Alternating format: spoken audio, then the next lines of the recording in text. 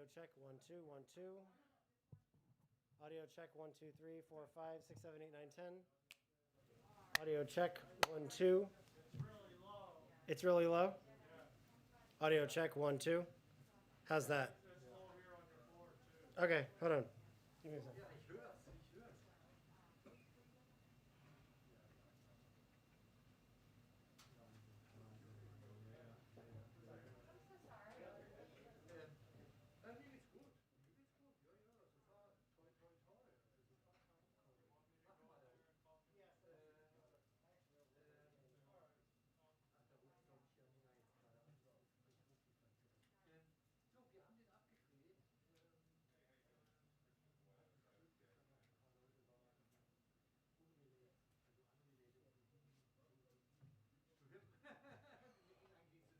Okay, mic check, test, 1, 2, 3, 4, 5.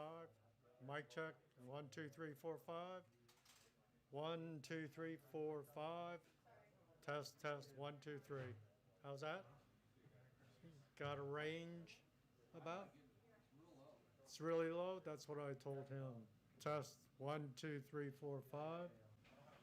1. No, I was seeing it low back there too. Yeah, I was. Test, 1, 2, 3, 4, 5. 1, 2, yeah, that's low. Let's see if anyone else, what are they getting? No, there is no one else. It's just test. 1, 2, 3, 4, 5. 1, 2, 3, 4, 5.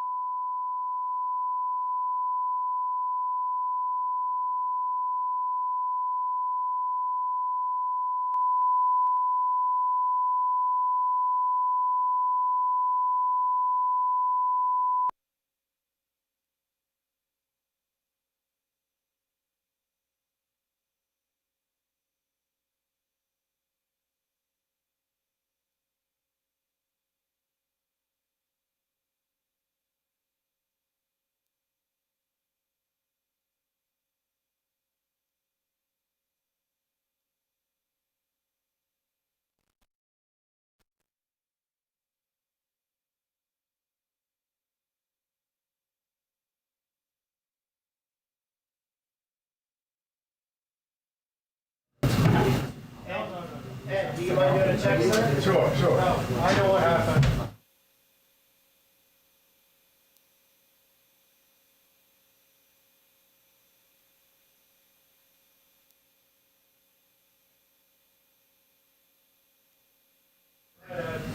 Baylor basketball. Check, check, check, check. 1, 2, 3, 4. Not Arizona. Ed, maybe another 10 seconds, do you mind? Oh, sure, man. Okay. Here's a mic check here from the White House podium here, scheduled for 2 o'clock p.m. Eastern Standard Time. Mic check, 1, 2, 3, 4. 5, 4, 3, 2, 1. I have a mask on too, so that makes a difference. And the level, check, check, check, check, 1, 2, 3, 4. 5, 4, 3, 2, 1. 8, check, check, check for the White House briefing room, scheduled for 2 o'clock Eastern Standard Time. Check, check, check, 1, 2, 3.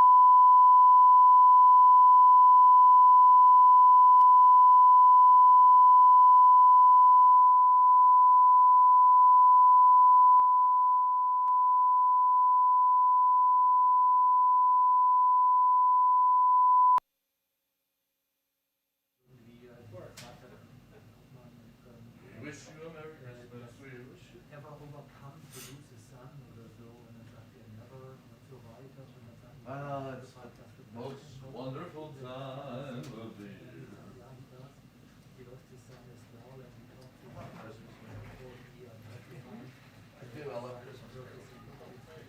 In several languages. I can get shot in several languages. I can get shot in several languages. I know enough of the first words.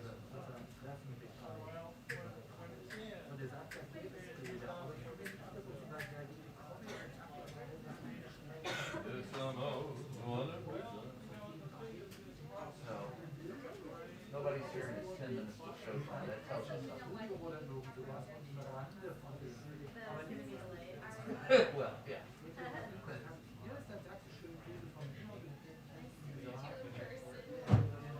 Have you seen Martha? Yeah.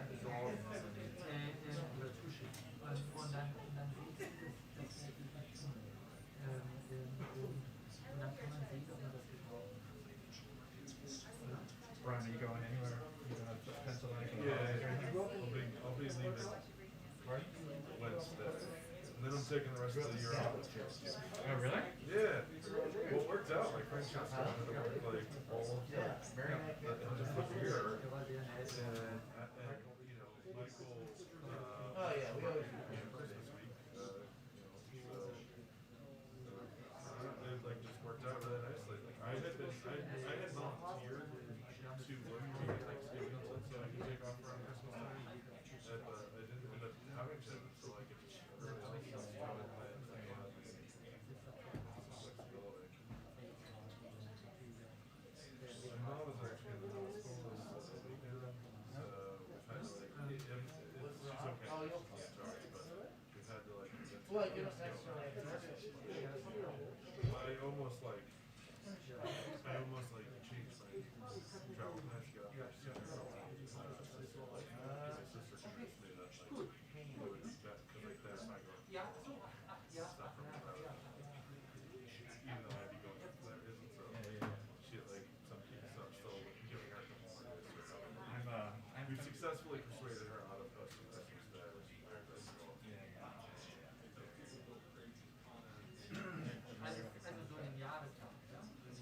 Ah, you're one of the aisle people. Join us in the aisle. There's nothing wrong with being an aisle person. Or being a Florida. When I close my eyes, I'm full of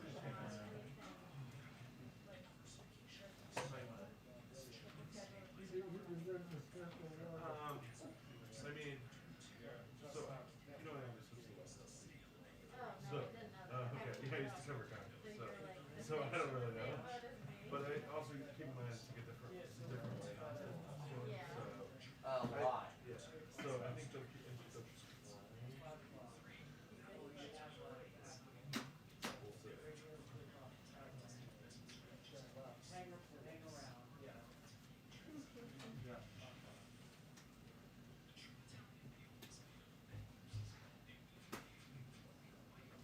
Congress, I guess, has a way of making like life as complex for itself as possible as you get to like the holidays. Like that's kind of Because they all want to get the hell out of town. right. Well, it's great because of great leverage tool, but one guy just exploded that theory this week. Yeah, that's the son of a bitch I want to beat the crap out of. Because you ruined my Christmas. I'd like to take you and out behind the woodshed first. I was going to take the day off and cruise into Christmas. And then I'll have to. 2:30. 2:30. 2:30? It should have hit your inbox at well, Thank you. You're welcome. Now someone's going to come out in the next 5 minutes and go 2:45, 3 o'clock, 3:15. Hi.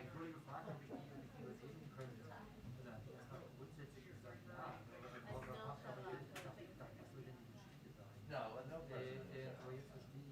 The only administration ever covered the president was George Bush the second. He usually is pretty good about it. But then you know the first time that you show up late. Yeah, the first time you show up late, it'll be early. Yeah.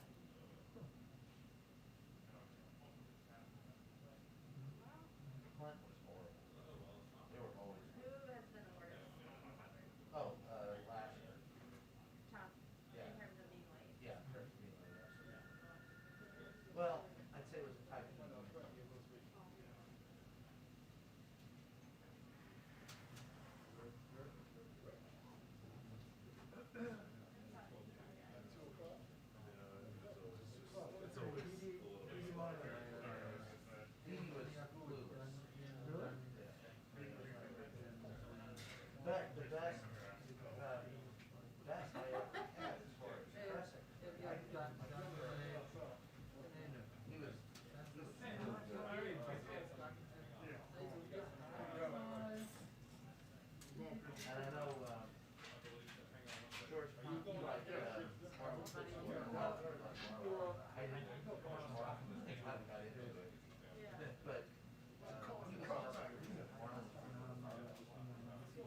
say he was the best of the Republican presidents, best of Democrats. Einmal kann ich KDP machen, das sieht aber nicht besonders gut aus. Oder ansonsten haben wir mal zweimal Syndications gedreht. Das hat aber nicht All the rest Well, of the them. Buller's not checking right now. Well, it's supposed to CC that WHCA. Oh, really? It's supposed to come to us. It's supposed to come to us like, you're supposed to get them twice. Okay. Like you should, if you're not, you should. I'm on a W, I think I'm on a So there's a WHCA. One of them is notoriously later than the other. Yeah, well, the one that the White House actually sends out is the last one. Yeah. Well, I'm on that one and I'm not getting it out. I'm on that one and I have that. It's, everything's been slow. It's also possible that people are CC the WHCA. Okay. You're supposed to, my understanding is that started under the Trump administration, because they were very slow.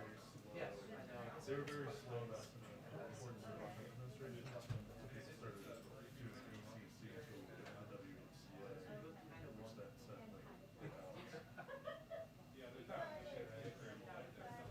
like, yeah, so. So I was never totally set. Well, it was BCC. Oh, yeah, Yeah. okay, yeah, I'm signed up with that. Yeah, that's the WHCA. That's an email that exists because the previous administration, they were very slow running out full reports. Oh, okay. So that we could this workaround. Okay. And it's still, it's like, if you notice, it took us a second, I think that was the WCA. Yeah. And then a few minutes later. Yeah. it comes in. That's always the funniest one about like the briefing started. It's like, that's how you get it. It's It's like, over. Briefing has started. It's also over.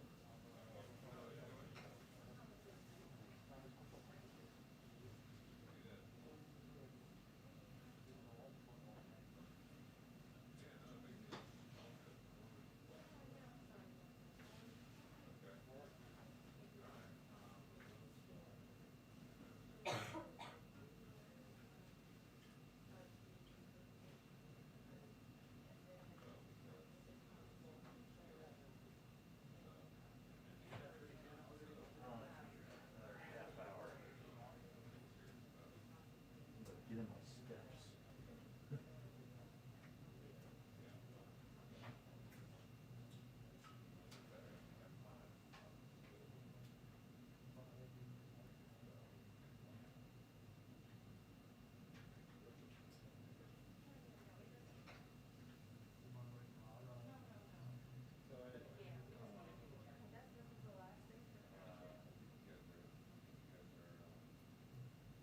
yeah, I didn't see the thing this morning, but it had got pushed back to two.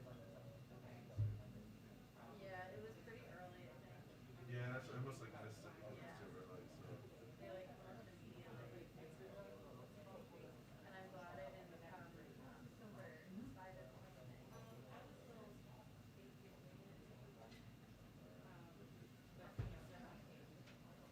Yeah.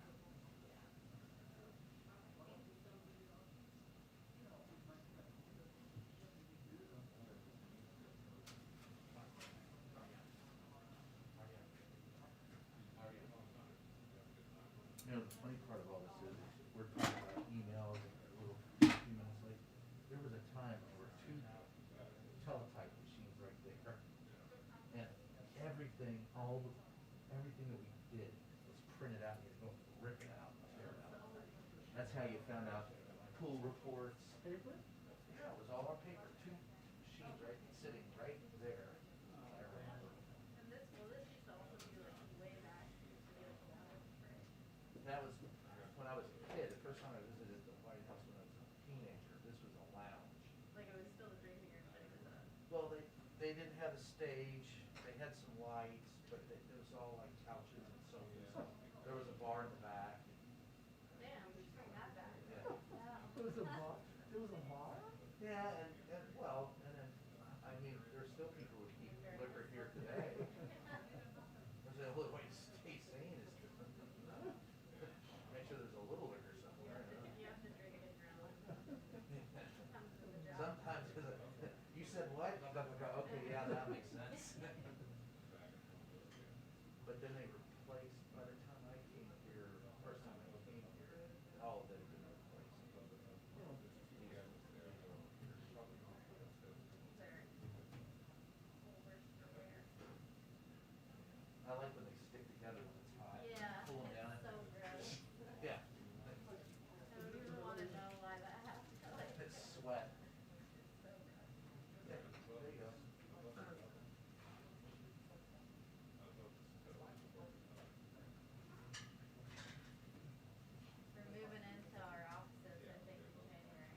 Yeah, I've talked to that building manager a couple times about renting.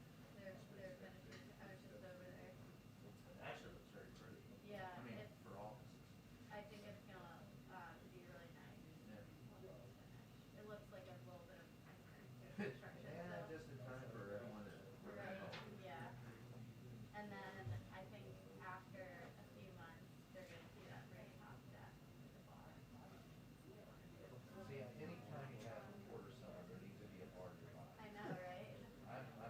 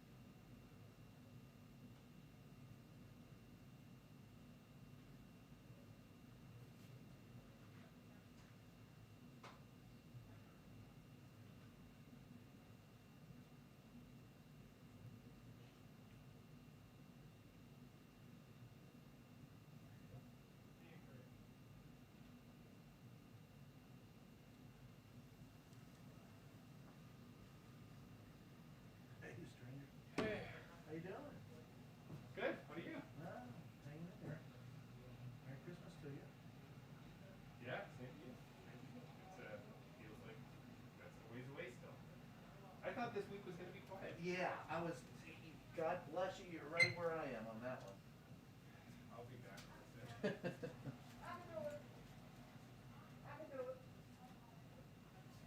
All right.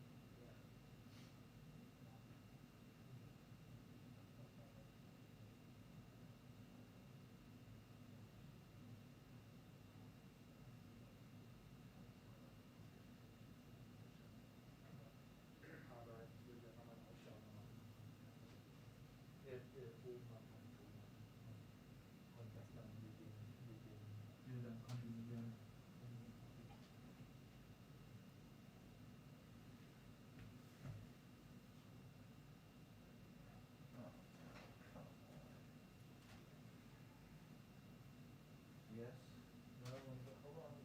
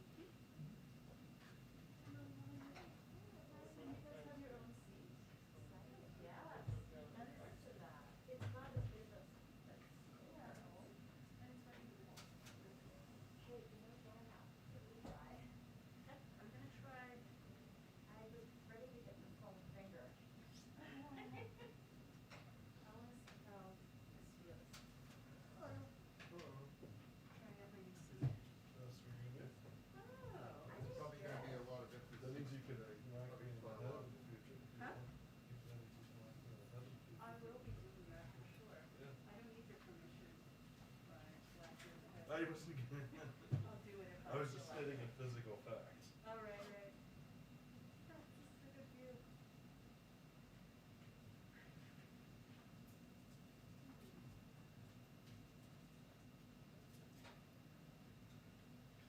Wait, so they've moved you guys from two and that to The far right, the far right to the far left.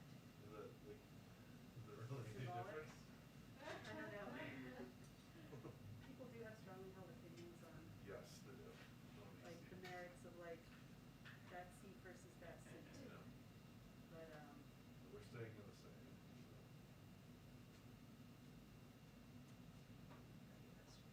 Did they change everyone's seat or just your? I don't think there was much change in the front two rows. And then it started to get a bit wacky back here. Is it still two thirty? Yeah. Did anyone lose their seat? I'm not. Did anyone lose their seat? No, actually, Yeah. Daily News lost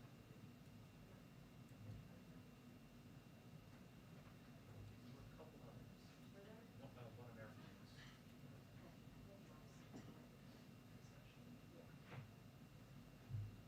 They lost the basement secret. Got it, okay. You got like, you know, we got like a basement seat or do you know? Do you want one? In August and January, I prayed one, yes. But it's okay.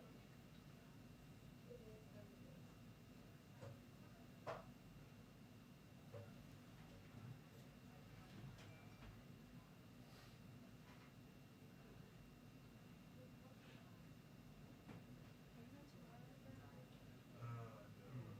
So if I had thought to bring your present today. Yeah. Exactly. So, I mean, I broke down, so. Open file. Jack Frost. How'd you have to go? We are waiting to 2:30 by the fire. And this will once again be delayed, don't you know?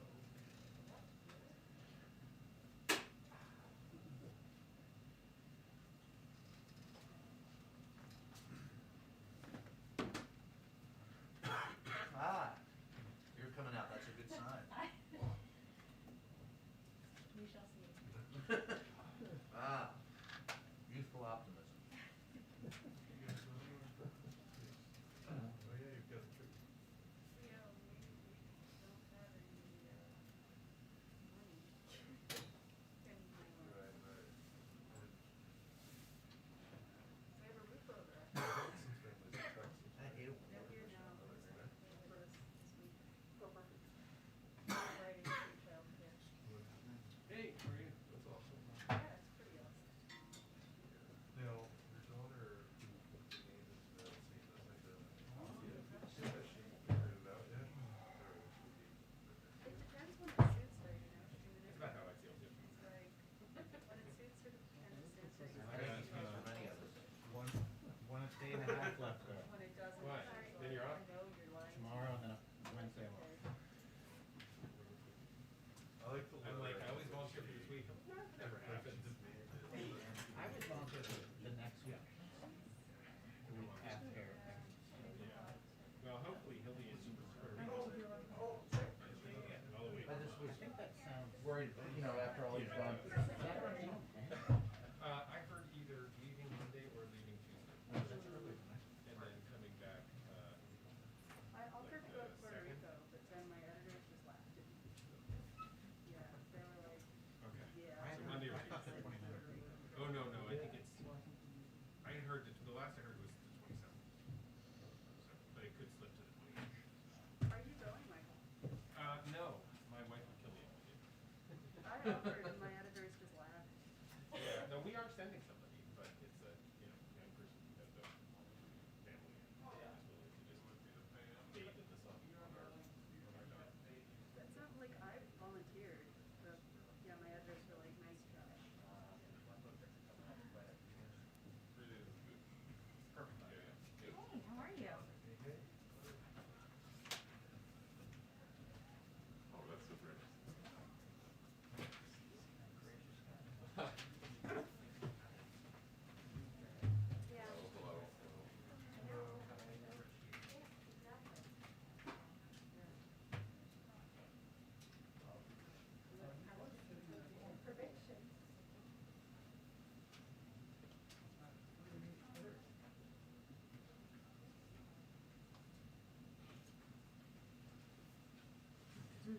Hello.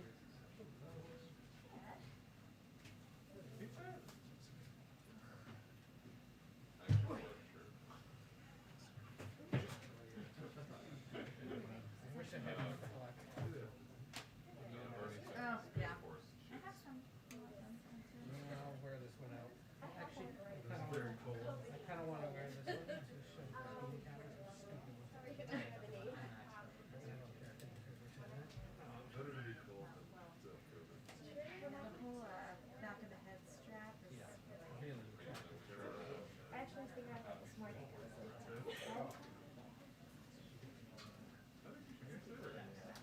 I was late to bed. Yep. First week of January, it's gonna be. Hell on earth, isn't it? It's just like, top, they don't remember. I'm convinced I can hold on because. Well, but this whole test, Waiting for Test to stay. yeah, I think it's going to work once it gets implemented. Yep. The problem is the first few days are. Also, Yeah.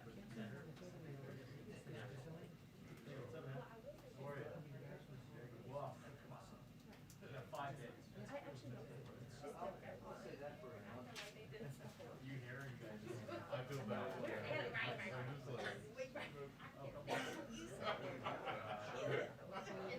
So, yeah, it's not. Oh, it's always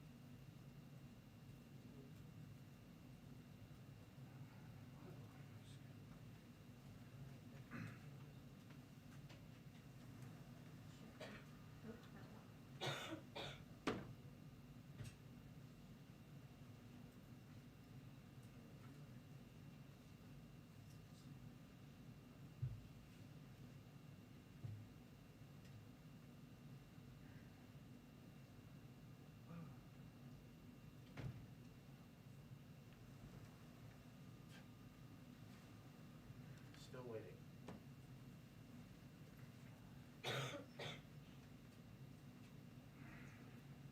How you feeling down there? Sorry? How you feeling down there? No, I'm good, sorry. Yeah, it's not COVID. I got tested and then.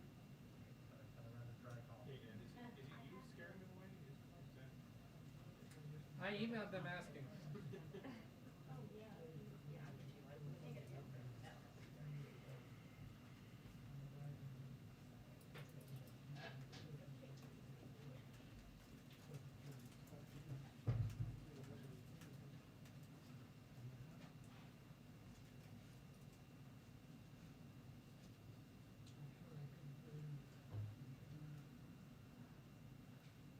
Karen, you going back to Pennsylvania for the holiday? Saturday, starting contacts.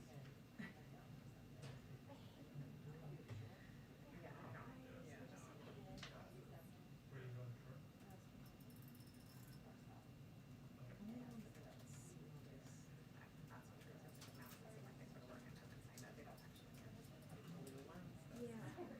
That's where you started back.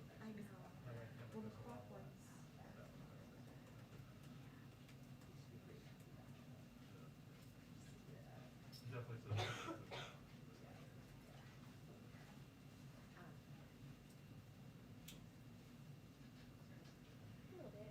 I'll be in Plymouth.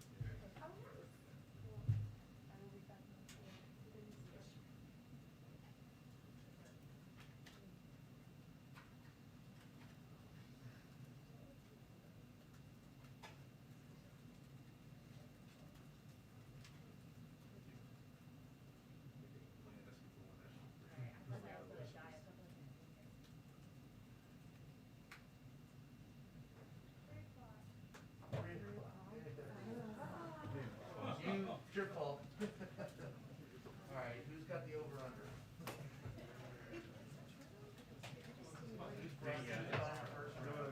Who's brought the first round? And they're all.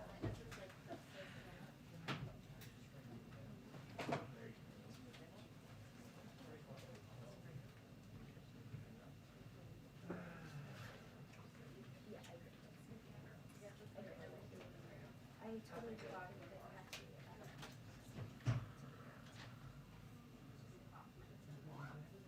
Oh, I thought you said this delay is like clockwork, you're right.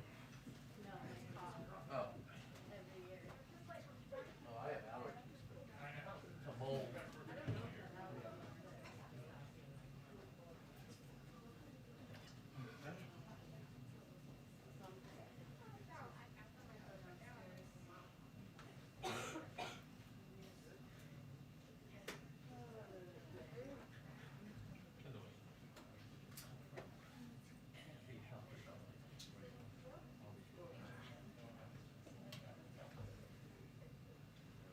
Really almost did that today. But given the news,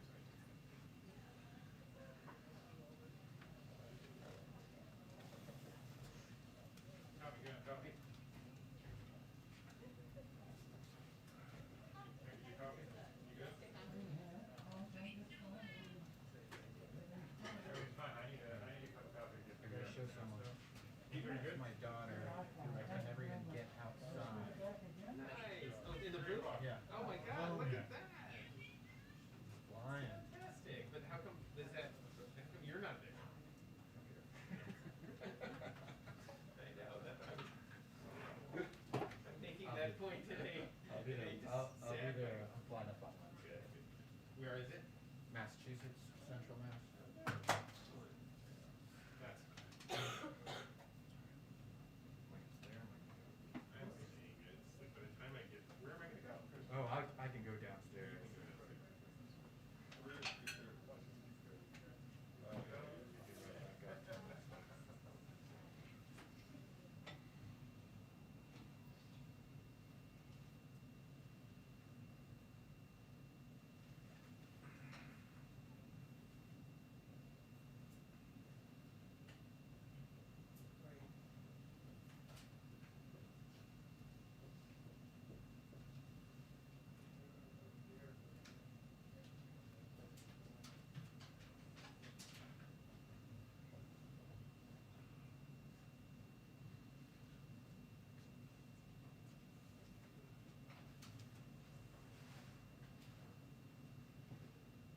so glad we had this time together.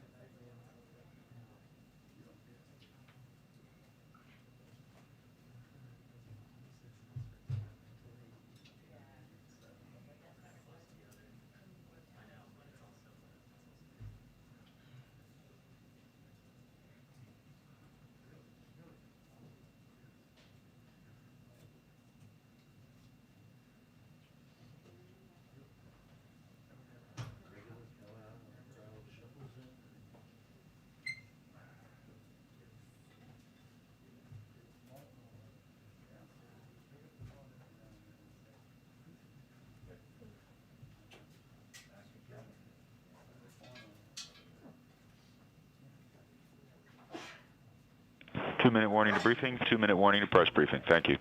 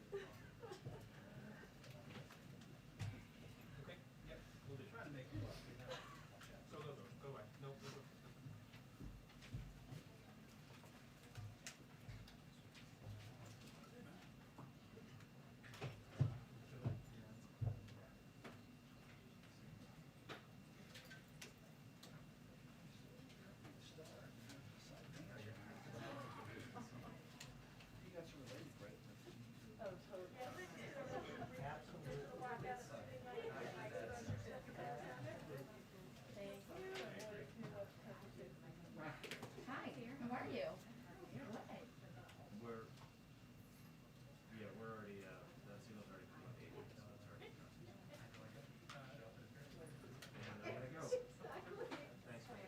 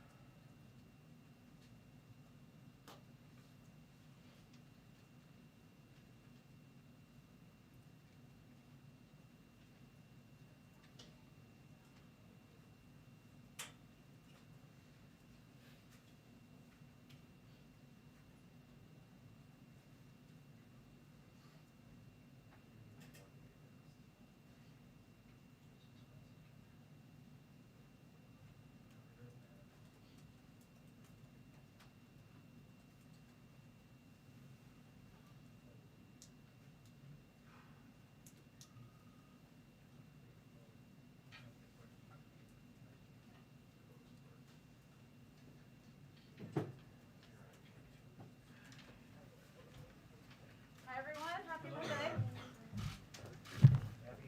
Happy, happy. Okay. One note for all of you at the top. President Biden has nominated and the Senate has confirmed the most diverse class of federal judges in history at a rate not seen since President Reagan.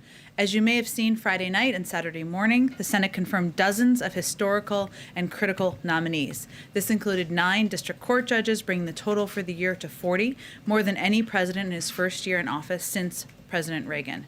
But it's not just the sheer number of people nominated and confirmed. As the president said at his commencement address last week at South Carolina State, he is proud to have appointed more black women to the circuit courts than any administration in American history.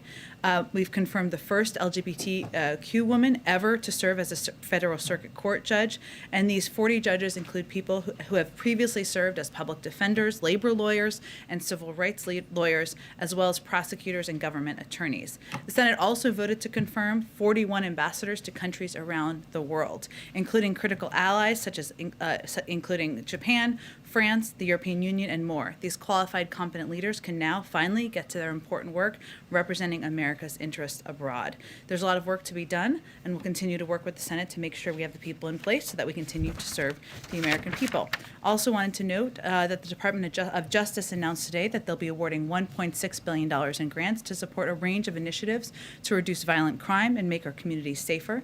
This money will help address the surge in gun violence that we've seen over the last 2 years and will bolster steps that the administration has already taken to crack down on violent crime, including the President's comprehensive strategy to prevent and respond to gun crime in June. These grants will help advance community violence intervention programs. They'll support evidence-based police and prosecution strategies.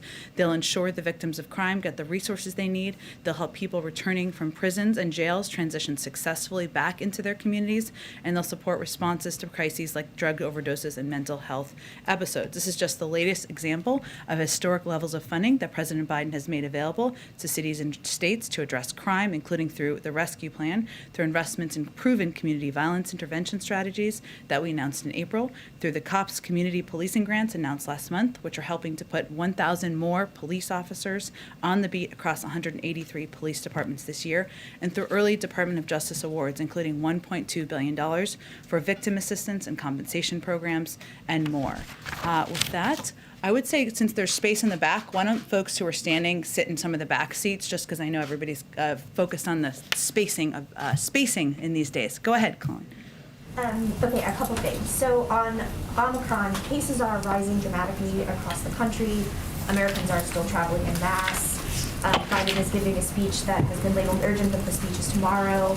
The vice president also was saying that scientists were caught off guard by the variants, and then there's been pushback from the scientific community on that. So can you help just talk a little bit about what the White House's message on Omicron is? What should the public be thinking? How should we be concerned? What should we do? And then the second one, I'm sorry, I'll ask you after. Go ahead.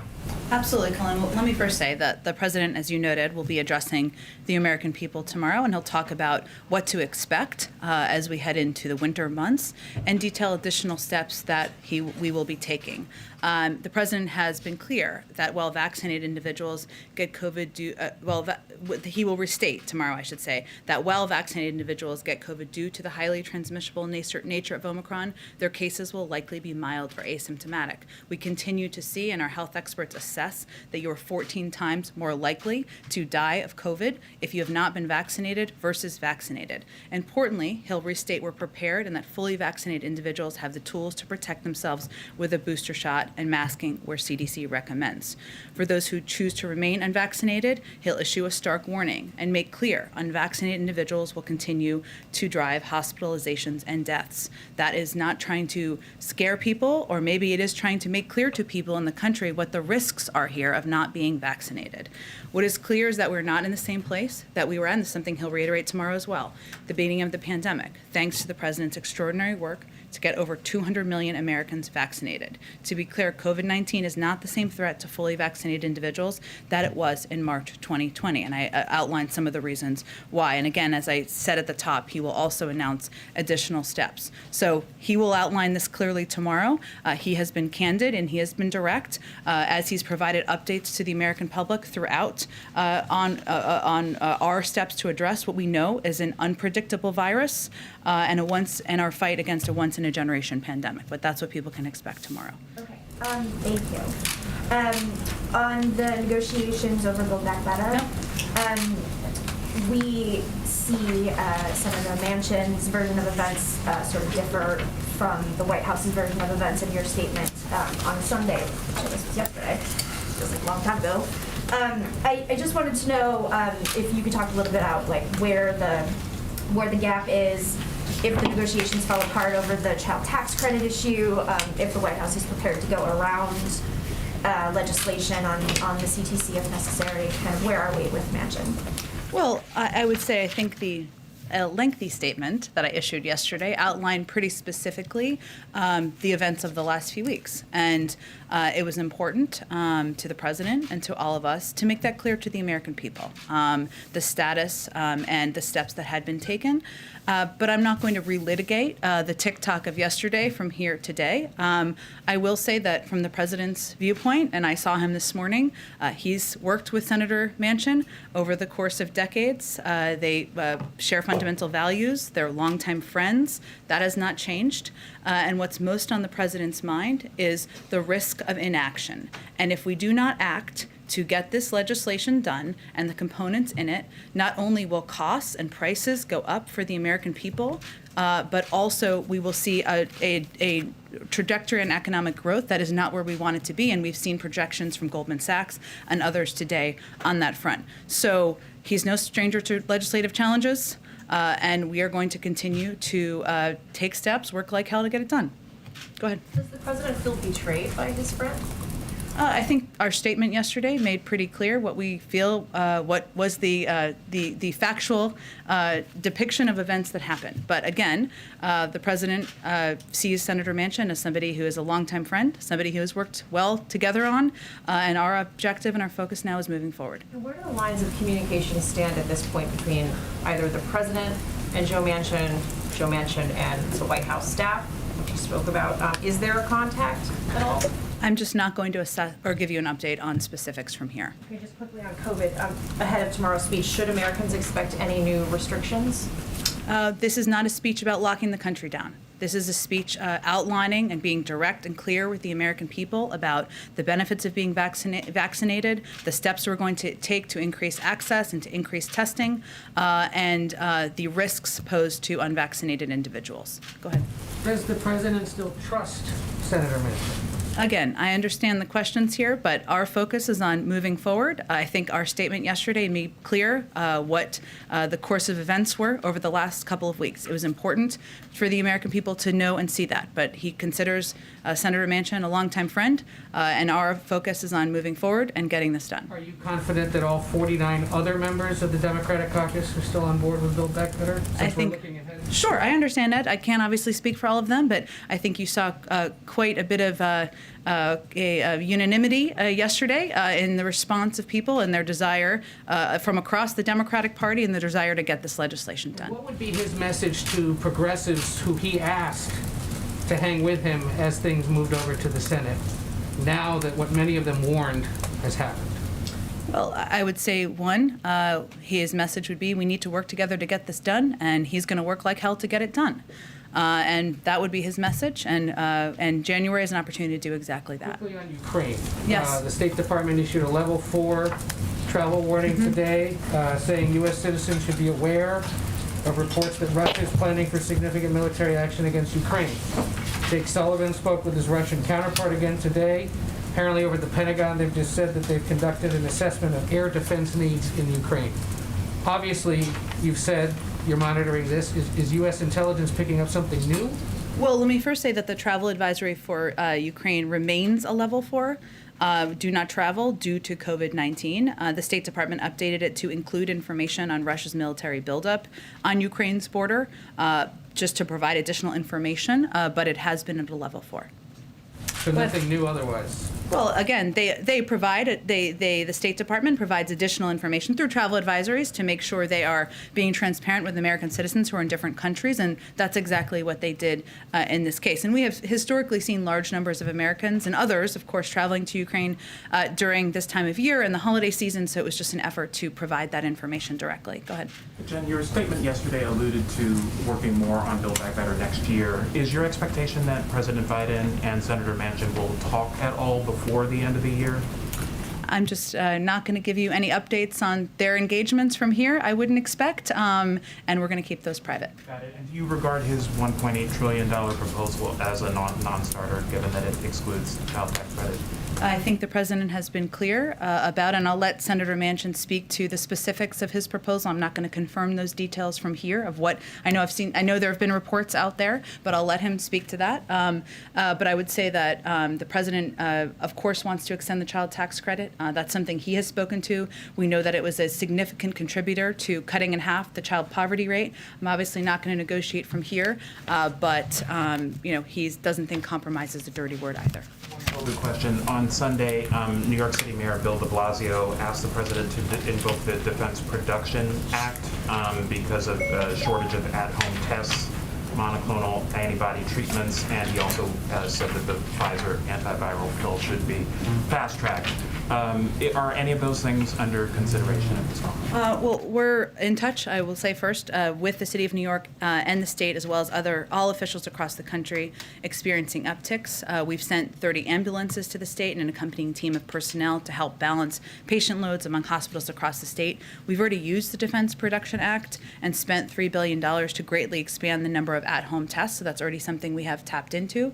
And as I noted earlier, the president will have more to say tomorrow in his remarks about our efforts to expand access. Go ahead. Senator Manchin this morning in a radio interview said this is staff, and they drove some things that they put some things out that were absolutely inexcusable. They know what it is, and that's it. Do you know what he's referring to there, and do you have a response to his comments about the staff? I don't. I would point you to Senator Manchin to outline further. And then can you walk through, and I know you don't want to talk about yesterday's statement, but the cost benefit of, you guys have been so cautious, I think at the president's direction, of never speaking ill or laying out details of negotiations, what the calculation was by deciding to put out a 700-plus word statement being very clear about, I think, some palpable anger inside the White House related to a critical vote in the caucus. Well, I think Senator Manchin had a strong statement yesterday, and we had a strong statement as well. And we're ready to move forward and get this done and work like hell to do that. With Senator Manchin, with members of the Democratic caucus across the Democratic Party, and that's our focus moving forward. But that was our basis of our calculus yesterday. And just one more quick one. My understanding is what Senator Manchin put on the table, which you referenced in your statement, was it a final offer? It hadn't been rejected. It was kind of a process that was underway. What is the process now? Are you working through proposals? Is staff dealing with policy issues? Where do things go from here in terms of the actual proposal? Well, clearly the next couple of weeks will be important and pivotal and certainly involve high-level staff engagements, involve the president and his engagements directly with members. And we have been engaged with leadership, with members of the Senate and their staff over the course of the last 24 hours to talk about the path forward. You saw, I'm sure, Leader Schumer's statement this morning, and we will stay in close touch and in close coordination with him and his team on the path forward in January.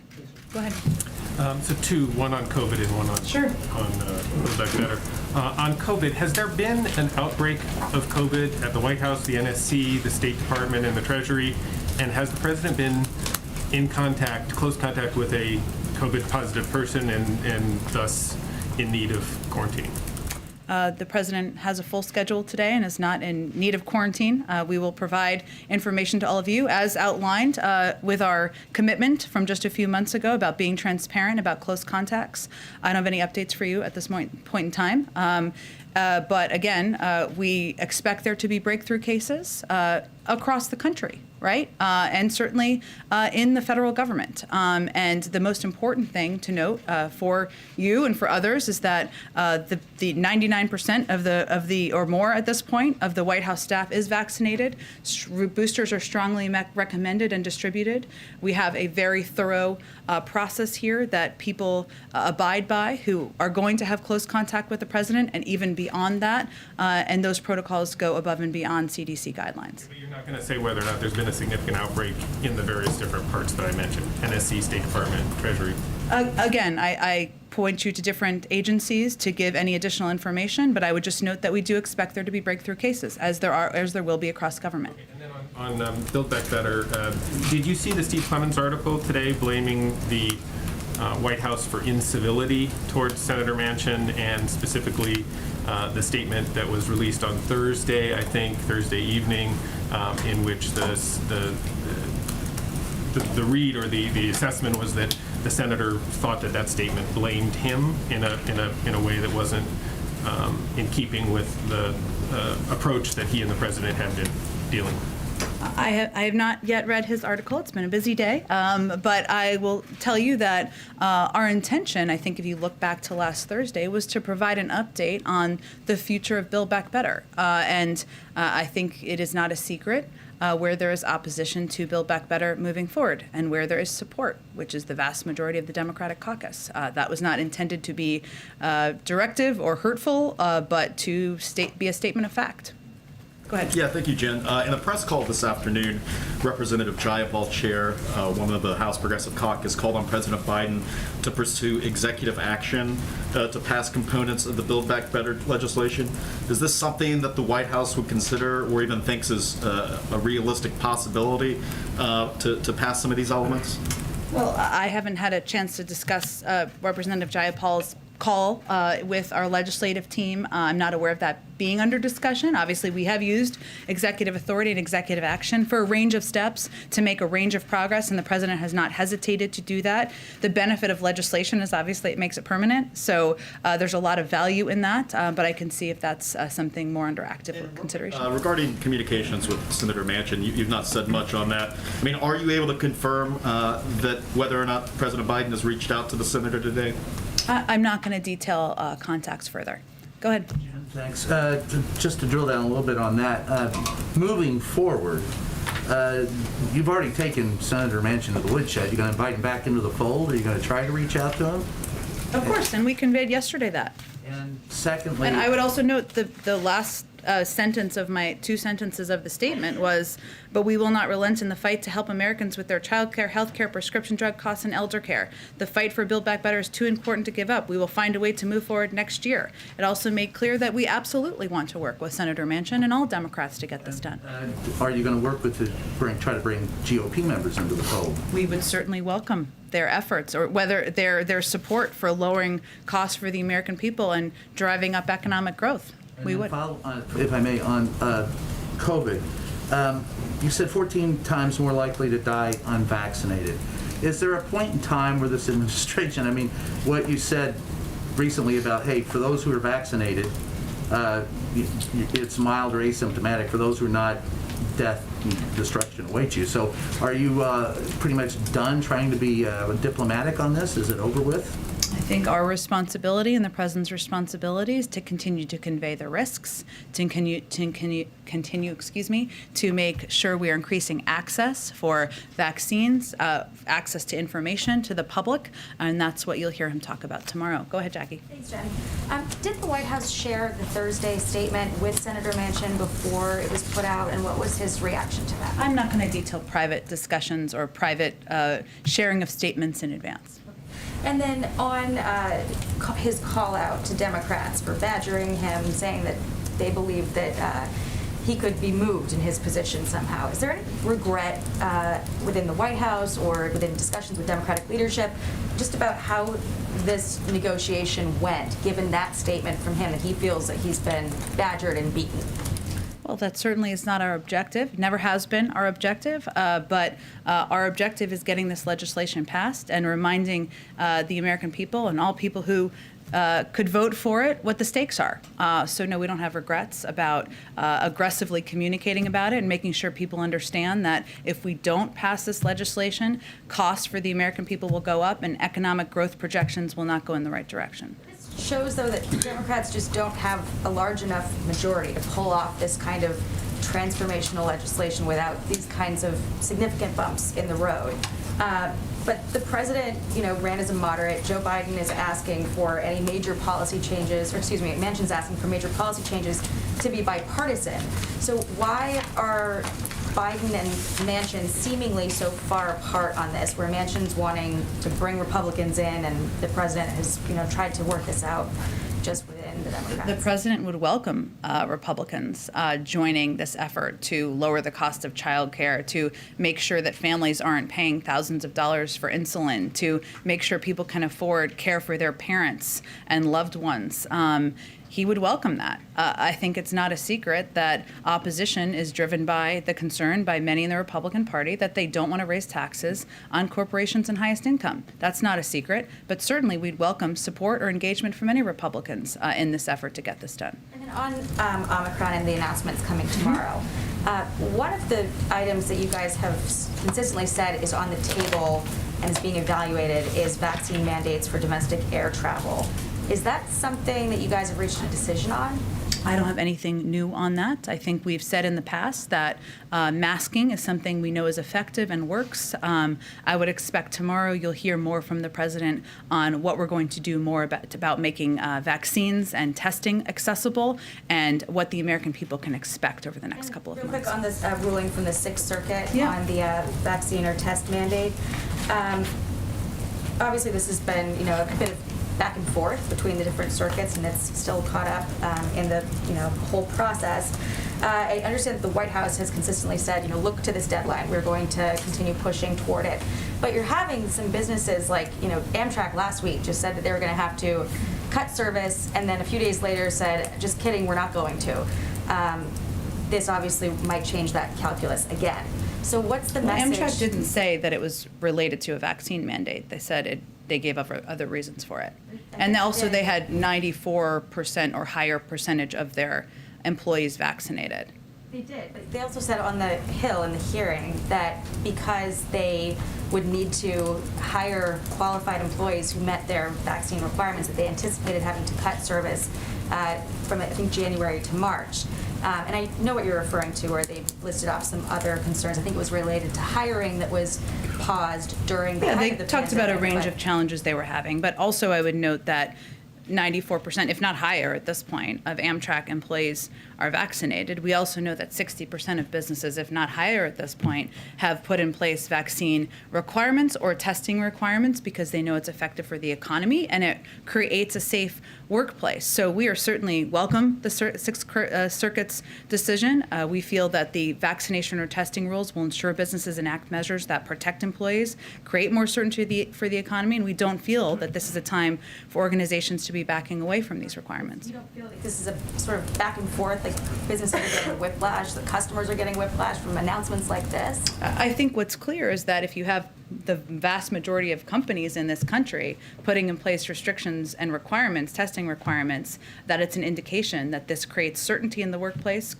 ensures there's a healthy workplace, and that is outside of this OSHA requirement. Go ahead. Jen, the president's own medical advisors have suggested that if people are going to gather with family this holiday, that they try to do an at-home rapid test beforehand, but we're seeing such a lack of the supply at so many different stores. There are very long lines all across the Northeast. So what is the White House doing specifically right now to help Americans get access to these tests? And will the president speak to the frustration on that front many are feeling during his remarks tomorrow? Absolutely, he will. I would note that to date, and we've always said this would always be a building process, our objective is to make tests accessible and free for Americans. There are a lot of ways to do that, and there are different ways that Americans are getting access to tests. If you have health insurance, you can go to your doctor. Everyone does not have health insurance. 150 million Americans obviously do.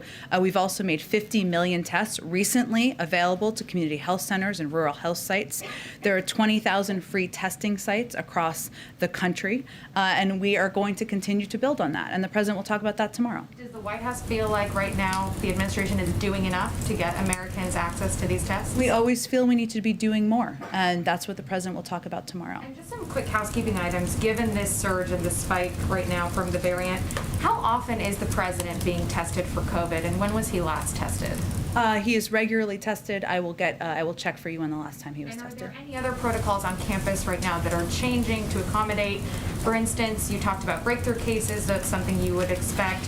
That would be in fully vaccinated people. Mm-hmm. Are these staffers who also have been boosted? And is it White House policy that if you're working on campus or in close proximity with the president, that you have a booster or third dose? Our policy, it is heavily recommended to get a booster. If you are going to be in close proximity with the president, you're required to be tested that day. That goes over and above typical protocols. Given the workplace we work in, that certainly is appropriate. And of course, we have masking requirements that are in place as well. So there hasn't been a change. Obviously, we will continue to consult with our health and medical experts if any changes need to be put into place. And are there any changes right now to the holiday receptions that were already altered, but that are open to some members of the public here at the White House? The open houses? Yes. There are individuals who are attending those are required to be tested in advance. And any changes to the president's holiday plans at this time, given the spike? Not at this time. Go ahead. Thanks, Jim. Back on Build Back Better, I'm just curious, what was the reaction among senior staffers here when Joe Manchin said that the president's aides alienated him, and that's the real reason that he backed away from the bill? I think our statement yesterday speaks for itself. Joe Manchin said that that statement was an example of retaliation by the White House. The statement was a statement of facts of the events of what happened over the last few weeks, and it was simply an effort to make that clear to the American people. What does this episode teach the White House about the prospects of voting rights? Joe Manchin has also said that he wants that to be a bipartisan act. Is it going to become law by the time that this Congress is out? Well, that is certainly our objective. And you saw, I think, in Leader Schumer's dear colleague that he put out this morning that he plans to bring voting rights up when they get back, when the Senate gets back in January. And we certainly support that, and we'll stay in close coordination with him and his team to get that done. Go ahead. Jen, in terms of the climate provisions in Build Back Better, does the president think that he can achieve the goals that he set out to reach by 2030 without legislation? And as a result of this, is the administration looking at additional executive actions that could be taken on climate to try to meet some of those goals? We're always looking at additional steps we can take. That has not changed. As you know, I think there are multiple paths to reaching the president's climate goals. We have every intention of passing Build Back Better, which includes enormous climate provisions. I would note that there are a number of steps we have taken without legislation, and certainly will continue to build on that, including setting a bold target to cut greenhouse gas pollution in America 50 to 52% below 2005 levels by 2030, tackling superpollutants, phasing down HFCs, and addressing methane leaks, rallying the world to focus on methane in Glasgow. We stood with auto workers and America's big car manufacturers to roll out plans to boost electric vehicles and create opportunities to save car owners money. We put America on track for 1 of every 2 cars sold to be zero emissions within the decade, and we jump-started offshore wind. I share all of that because that has been done without the benefit, the vast majority of it, of legislation. There are also components in the infrastructure package and law that will also help take steps forward, including the largest investment in passenger rail, helping reduce GHG emissions, building a national network of EV chargers, electrifying thousands of EV school buses, investments in port and airport infrastructure to repair, maintain, and reduce congestion, largest investment in resilience, replacing America's lead pipes and service lines, and the largest investment in tackling legacy pollution. So I would say it is clear from the president's accomplishments and agenda to date that climate and the climate crisis is going to continue to be front and center for him. We're absolutely going to working to get Build Back Better done, and we are not going to wait to continue to look at a range of options. And just one on schools. Prince George's County nearby is going to virtual learning through mid-January. Does the administration have a view on whether local districts should revert to virtual learning, in the next few months as the Omicron variant progresses? We continue to believe that local school districts will need to make the decisions that they feel are appropriate for their communities. Our objective and the president's objective is to keep schools open, and 99% of them are open, have been open, and we believe we have the tools to do that. One of the steps we've talked about a little bit is Test to Stay, which is a proposal that's been out there by a number of health officials, where if your kid is in school now, and you probably know this and I know this, and they have a close contact, typically they have to quarantine or be out of school, and there have been health experts who have recommended that there can be a contact tracing and testing regimen that can allow kids to stay in school. And that is very intriguing to the president, and that is what our focus is on. Go ahead. May I ask, with regards to the speech tomorrow, whether the president has spoken with his health advisors of the CDC about whether they need to change their guidance on Omicron? Will this be part of the speech in particular, Prince, right now we're seeing a lot of breakthrough cases right now with vaccinated people if they're not boosted. But the guidance right now says you don't have to isolate if you've been exposed if you're fully vaccinated. Should that change? Should the 10-day timelines change? Do we need to like pretty substantially overhaul these guidance for the Omicron variant, given how fast it seems to replicate? Look, I think the president's view is that if that is the guidance and the belief of his health and medical experts, who he engages with and is briefed by regularly, then he is looking to them for that guidance. As you know, they haven't changed that guidance to date, but given the spread of Omicron, given the transmissibility of Omicron, of course they're continuing to look at a range of steps. That to be part of tomorrow's speech. I don't have anything more to preview for you, but again, the focus of the president's speech tomorrow is providing expectations to the American people of what they can look ahead to over the next couple of months, and an understanding and an update on what he and his administration are going to do more. Baseline expectation for the president right now that cases are going to continue to rise. Francis Collins retired and warned on the way out that we could see a fairly substantial rise in cases, like hundreds and hundreds of thousands. And I think Dr. Fauci has discussed that as well. As you know, Josh, I think some of it depends, as they have both, I believe, spoken to, on the steps taken by people in this country to get vaccinated, to take necessary precautions. But certainly, we continue to believe that, based on science, that the boosters can protect people, can prevent hospitalization and death, and that's why we are going to continue to echo that out to the public. Go ahead. I know you You're don't fine. want to bark too much up the tree of what happened. in the Federal last Reserve 24 or hours. something else? No. No. Okay. I don't. Okay. The president, of course, spoke with Senator Manchin many times. Senator Yep. Manchin seems to be essentially blaming the White House, right? He's referring to comments made by or staff or actions taken by the president's staff. He hasn't necessarily specified what those are. There are indications that it's perhaps a statement from Thursday. Do you think that there was a misstep on the part of the administration here? Because it feels like if you can't sort out what ticked him off, it's sort of difficult to imagine a path forward on whatever efforts to salvage this will be undertaken in the next weeks and months. Well, look, I can't speak for Senator Manchin on what has upset him. I'll let him speak to that himself with more specifics if he chooses to, and he may or may not choose to, and that's his prerogative. All I can convey is that we continue to focus on how we're going to get this done. The door remains open. The president considers him a longtime friend, someone he's worked with on a range of initiatives and objectives over the course of the last several years that they've known each other, and that's really where we're coming at this from. Go ahead. Thanks, Jan. Earlier, I wanted to ask, is the president's speech, will it also talk about life with COVID beyond a few months? The president talked in the past about ending COVID, but experts certainly seem to say that COVID may be here to stay much longer than that. Does the president share those views, and will that be discussed tomorrow in any way? Again, we're still finalizing the speech, so I can only really give you a preview of what we know to date, which is what I've already outlined here. Understand that certainly is a question out there and what it looks like, and we will continue to consult with our health and medical experts on that. Does the president still feel like COVID can be ended?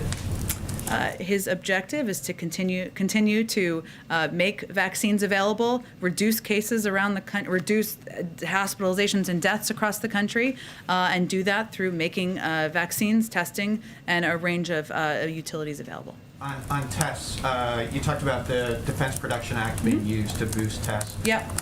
And that there's going to be some conversation tomorrow about increasing availability of tests. Should we expect announcement about the DPA being used to help bring more tests to the country? We're already using the DPA, so that's already happening. But I'm not going to get ahead more of the president's. I know he's been meeting with his COVID team while I've been out here, so I can't. There's not much more I can preview at this point in time. Go ahead. I've got a question about Build Back Better and then a question about the coronavirus. Sure. Build Back Better, returning to Josh and Phil's questions about Senator Manchin blaming White House staff. Steve Ricchetti was reportedly a top liaison with Senator Manchin. Is Mr. Ricchetti or any other West Wing staff being reassigned as a result of Senator Manchin's complaints? No, and Senator Manchin hasn't even outlined more detail.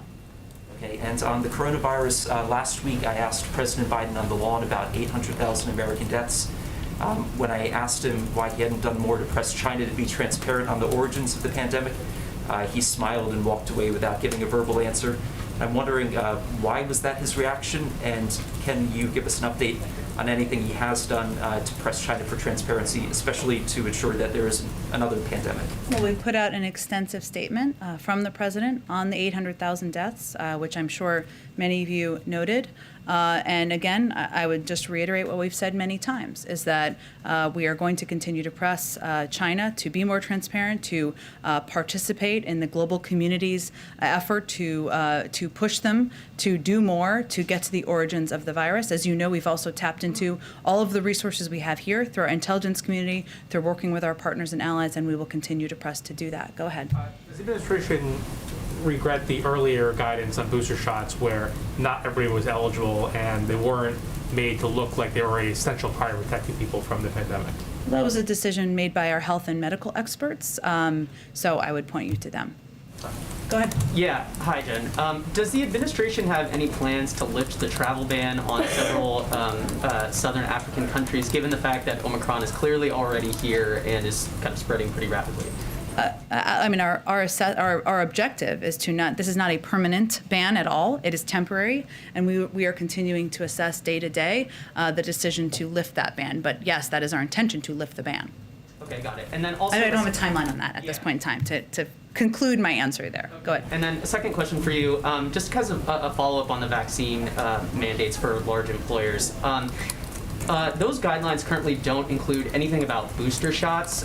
Is there going to be any sort of update to those requirements that'll include further guidance on, whether boosters will be included as as a requirement to towards being fully vaccinated, essentially? Sure, it's a good question. So we would first, the CDC has not changed their evaluation of what being fully vaccinated means. I think Dr. Fauci has said it's not a matter of if, but when. And then obviously we base any of our policies from the federal government on the CDC guidance. So that would be the first step if and when they were to change that.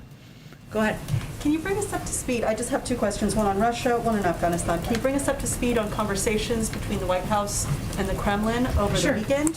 And can you clarify the administration's stance on some of the specific demands that Russia made? For example, most importantly, the one that Ukraine not be allowed to join NATO. Sure. Well, let me first say, I know we put out a readout, I believe, of or if not, it will be coming soon. But today, Jake Sullivan spoke with Yuri Yushakov, I'm sure I'm butchering his last name, apologies, foreign policy advisor to President Vladimir Putin of Russia. He indicated U.S. readiness to engage in diplomacy through multiple channels, including bilateral engagement, the NATO-Russia Council, and the OSCE. He made clear that any dialogue must be based on reciprocity and address our concerns about Russia's actions and take place in full coordination with our European allies and partners. That is consistent with our ongoing outreach and engagement with the Russians, with the Ukrainians, with the Europeans as well, that happened through the course of last week. As it relates to NATO membership or joining NATO, as we've said many times, but I'll just reiterate, given I know it was raised through their proposal, the president's view, the administration's view is that the right of sovereign nations to choose their partnerships and alliances is a core principle of European security and has been agreed to and reaffirmed many times over the years. This remains U.S. policy today. I mean, it is we support the aspirations of countries to join NATO and meet specific requirements. NATO's relationship with Ukraine is a matter only for Ukraine and 30 NATO allies to determine. And then on Afghanistan, what's the administration's take on this letter from 46 members of Congress asking the Treasury to unfreeze or ease Afghanistan's access to foreign reserves and to do more to allow financial institutions and aid groups to operate in Afghanistan? Well, there are a number of reasons why the Afghan reserves remain inaccessible, including first and most immediate, the status of the funds is the subject of ongoing litigation brought by certain victims of 9/11 and other terrorist attacks who hold judgments against the Taliban. And these legal proceedings obviously cannot be disregarded. We also, the second reason is we continue to face difficult fundamental questions about how we might be able to make reserve funds available to directly benefit the people of Afghanistan while ensuring that the funds do not benefit the Taliban. And finally, the Taliban remains sanctioned by the United States as a specially designated global terrorist group. That certainly has not changed, but this is, of course, complicated by the ongoing litigation over those funds. Go ahead. Hello. Thanks, Jen. Does the president think Senator Manchin He always thinks of himself as a senator. There you go. You're not wrong.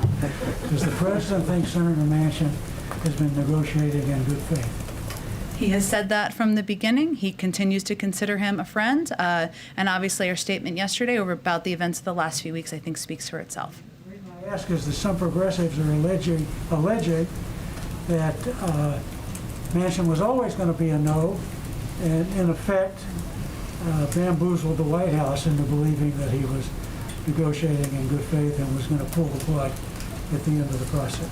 Well, look, I know there's a lot of theorizing out there. We certainly understand that. But the fact remains that we only have 50 votes in the Senate. That has not changed. You need all of those members to support legislation moving forward. And I know one of the arguments out there is that we should have waited on the bipartisan infrastructure bill. Look, the president has said from the beginning and continues to believe today and is committed to today to getting both done. Obviously, the infrastructure bill is now law, to getting Build Back Better done.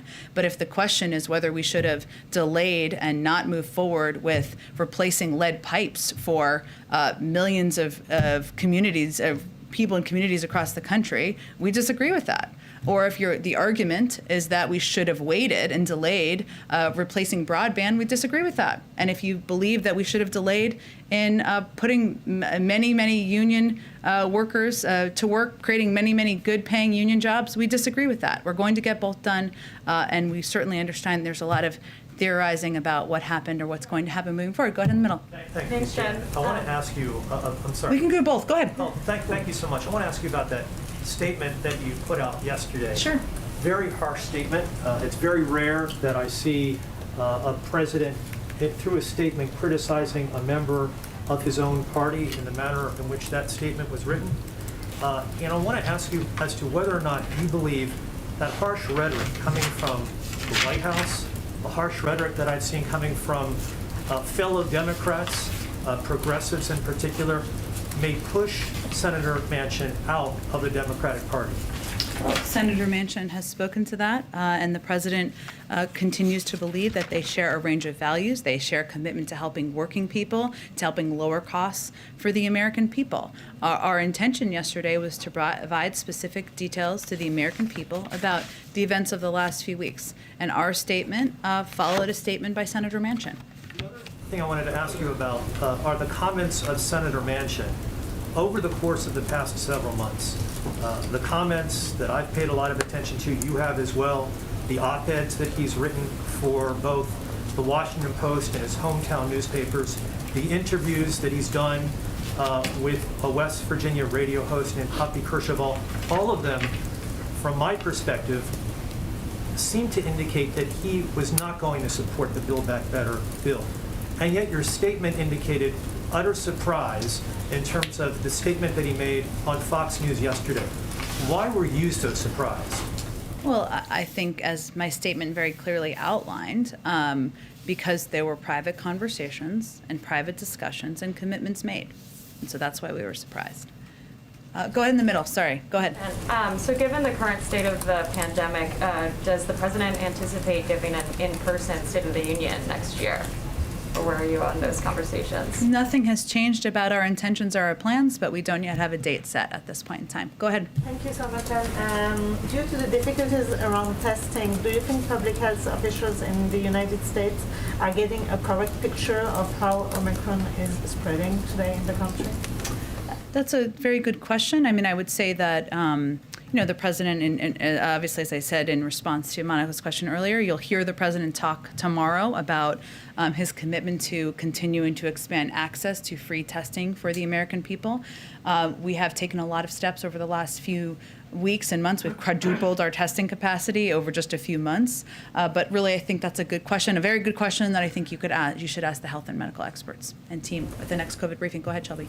Thanks, Jen. I wanted to ask a follow-up on the COVID testing. Sure. I know you've detailed what the administration is doing already to ease some of these problems, but we're obviously still seeing them across the country. So is there anything new that the administration is considering to ease some of these COVID testing issues? And then more broadly, how are we in a position nearly 2 years into the pandemic where we're still dealing with issues like a lack of access to testing?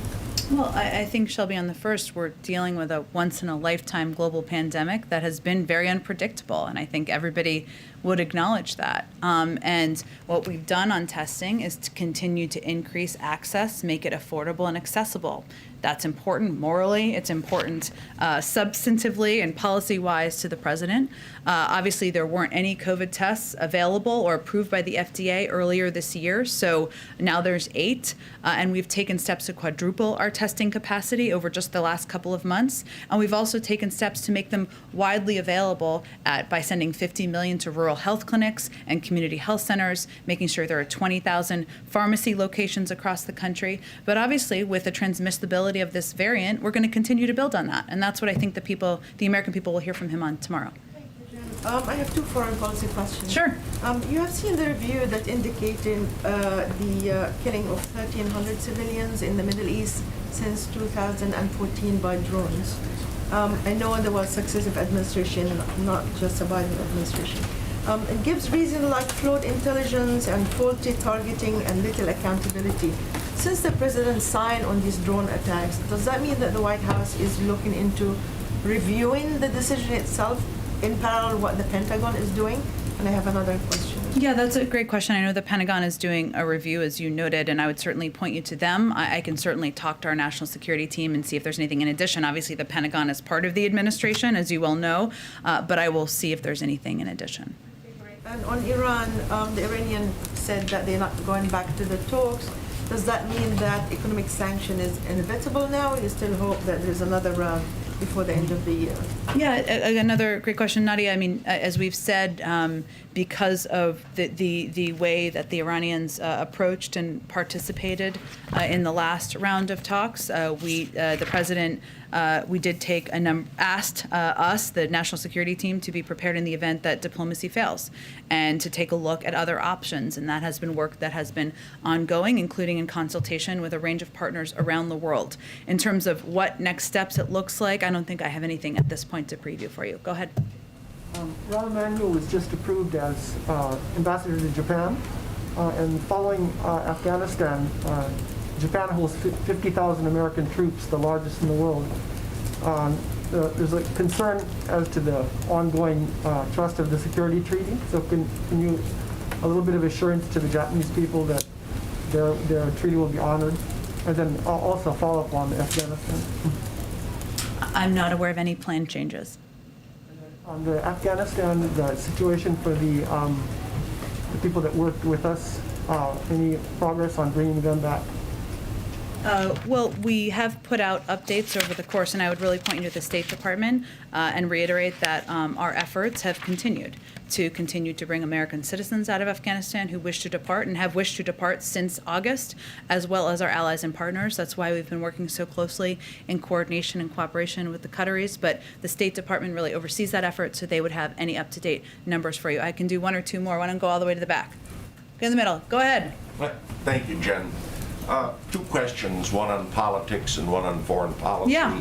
Today, 2 Democratic members of the House of Representatives, Representatives Murphy of New Jersey and Murphy of Florida and Sires of New Jersey, both announced their retirement, bringing to 22 the number of Democrats leaving the House for one reason or another. Is this something the president talks about, and does he have an opinion on the exodus of members of his own party?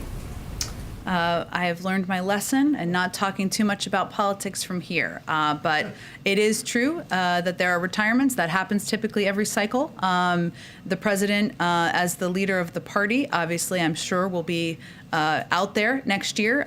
We'll have more to preview on that when it's an appropriate time. But I would note that as it relates to the Democratic agenda and what people are going to be talking about out there, we'd rather be us than them and have an agenda to talk about, and an agenda that is about about creating millions of good-paying union jobs, an agenda that's about ensuring we are, lowering the costs of childcare, healthcare, elder care, an agenda to address the climate crisis, and that's what you'll hear people talk about next year. But I'll leave the politics out of the podium. Turning to Ukraine. Yeah. President Zelensky has charged that the wealthiest man in Ukraine, Rinat Akhmatov, is part of a Russian plot to overthrow him. Is the U.S. considering Magnitsky-style targeted sanctions against Mr. Akhmatov? I don't have anything in terms of considerations of sanctions to preview for you. Obviously, we are considering a range of sanctions as we're looking at the buildup of Russian troops and bellicose rhetoric, but beyond that, I don't have anything to preview. Let's go just Ebony in the middle, and then we'll wrap it up. Thank you. Just two quick questions. I know that the White House has said in the past that don't want to go back to a shutdown. Yep, and we have no intention to. Okay, because I was going to ask with the increase in Omicron, are we going to see that? The second question is, this morning, Representative Ocasio-Cortez said that the president hasn't used the full extent of his presidency, kind of echoing what many activists on the ground are saying. What is the response to that in terms of, she was talking about Build Back Better and also voting rights. What's the response to what she said? I didn't, well, let me say first on your first question is a very good one. I think the reason we're not going back to a shutdown is because we are now at a very different place we were in a year ago, which is important for people. And you hear the president talk about this tomorrow. 200 million Americans are vaccinated now. That is a stark difference from where we were a year ago. You'll hear the president again talk more about that. I did not see the full context of the Congresswoman's comments, but what I would say is that as we look back to the last year, what we know we have accomplished to date is working with her and a number of members is getting the American Rescue Plan done, a step that helped put in place, extend and increase the size of the child tax credit, cutting in half the child poverty in this country, making sure we could keep 99% of schools open in this country. We also passed a bipartisan infrastructure bill, something that, again, will make sure that we're replacing lead pipes across the country, make sure we're expanding access to broadband and creating tens of millions, or not tens of millions, let me remedy that, millions of good-paying union jobs. And we've also vaccinated 200 million Americans. Is there more work to do? Absolutely, of course there is. We're not even a year into the president's presidency. And voting rights is front and center at the agenda, on the agenda next year. You heard Leader Schumer say that. The president reiterated that, I think, in his speech at South Carolina State, and we'll look forward to continuing to work with the congressman and others to get things done. All right, thanks everyone. We'll do this again tomorrow. Merry Christmas week. Might we hear directly from the president about what happened yesterday? I think you will hear from him on how we're going to get the agenda done. We take questions. He takes questions multiple times a week, so depends on what you ask. Depends on what you ask. What happened? I hope it doesn't count. I know, right?